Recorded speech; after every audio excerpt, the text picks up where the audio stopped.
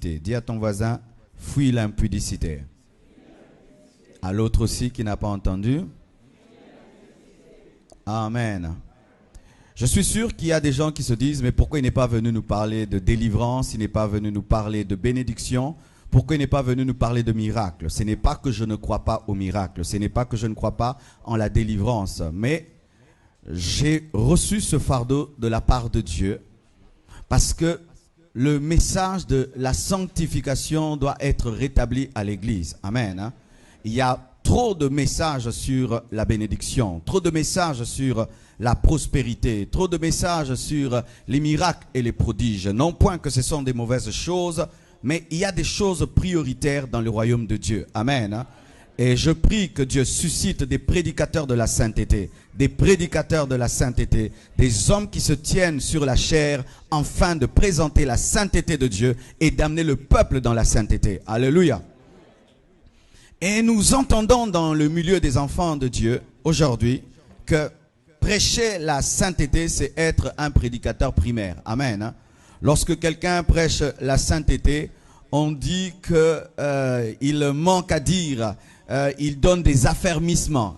On dit ça. Si tu commences à prêcher les mystères des 7 sceaux, là tu es un grand prédicateur. Mais si tu dis aux gens d'abandonner le péché, tu donnes des affermissements. Alors j'accepte d'être un affermisseur. Alléluia. Si aujourd'hui je ne vais faire qu'affermir les gens, alors je suis un affermisseur. Et d'autres disent que si tu parles du péché, tu as des problèmes de péché. Ce prédicateur parle du péché, c'est sûr que lui-même a un problème de péché. Alors ceux qui parlent aussi de guérison, ils ont un problème de maladie? Et celui qui parle tout le temps de prospérité, il a des problèmes de pauvreté? Et si tu parles tout le temps des problèmes des démons, tu es possédé?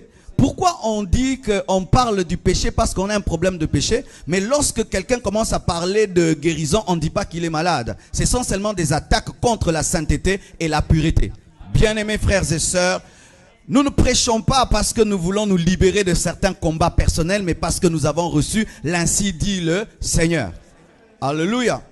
Et d'autres disent que si tu prêches trop sur le péché, tu vas amener l'église à pécher. Pourquoi? Parce que l'interdit crée le désir. Eh bien aussi, si on prêche trop aussi sur la prospérité, on va amener l'église dans la pauvreté. Si on prêche trop sur la maladie, on va amener les gens à tomber malades. Pourquoi doit-on dire que si on parle du péché, les gens vont pécher, et on ne dit pas que si on parle de la guérison, les gens vont tomber dans la maladie? En soi, c'est un combat de l'ennemi. Amen. Bien-aimé, je crois qu'un message de sainteté sanctifie. Je crois qu'un message de pureté purifie. Je crois qu'un message de guérison guérit, et un message de sanctification sanctifie. Alléluia. Une autre chose, les gens disent qu'il ne faut pas troubler les gens.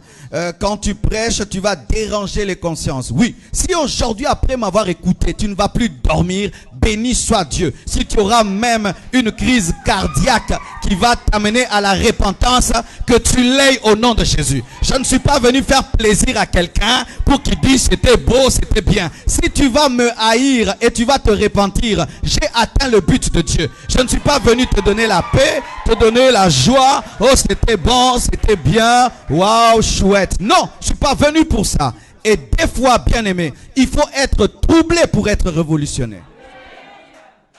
Il faut manquer la paix pendant un temps pour avoir la véritable paix.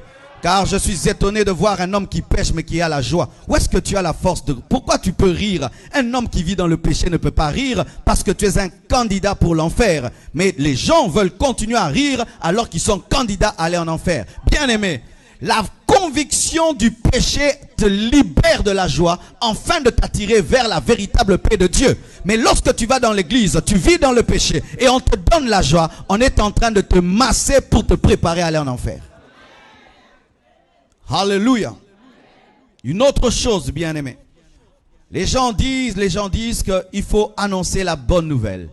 Et qu'est-ce que la bonne nouvelle? C'est la bonne nouvelle des bonnes choses. Annoncer la bonne nouvelle, c'est dire aux gens, tu vas te marier, tu vas voyager, maintenant tu vas fonder une entreprise. La bonne nouvelle. Mais la bonne nouvelle pour un malade, c'est lui dire que tu seras guéri. Mais quelle est la guérison d'un pécheur? C'est être libéré du péché. Et beaucoup de gens veulent qu'on puisse présenter la bonne nouvelle par rapport au travail, mais pas par rapport au péché. Car un homme qui vit dans le péché encelé, si je lui dis, aujourd'hui tu seras libéré de la masturbation, c'est une bonne nouvelle.